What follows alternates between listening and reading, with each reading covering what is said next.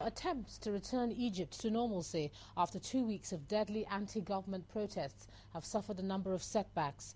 While banks have reopened, schools and the stock exchange remain closed, and important government buildings have been prevented from opening by protesters. The demonstrators are occupying Tahrir Square in Cairo, saying they'll leave only when President Hosni Mubarak stands down.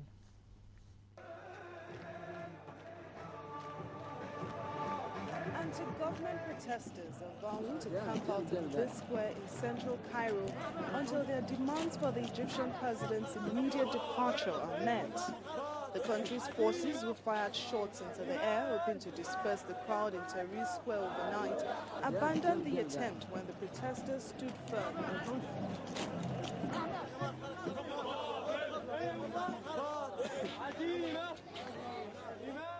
Talks between the government and opposition groups have been taking place since last weekend, aimed at resolving the nation's worst crisis in 30 years.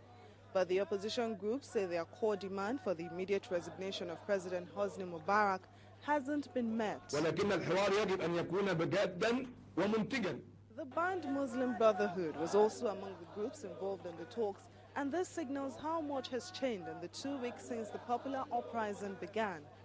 The Brotherhood is Egypt's most influential and best organized Islamist opposition movement. It's long been fed by President Mubarak and by Israel and the United States.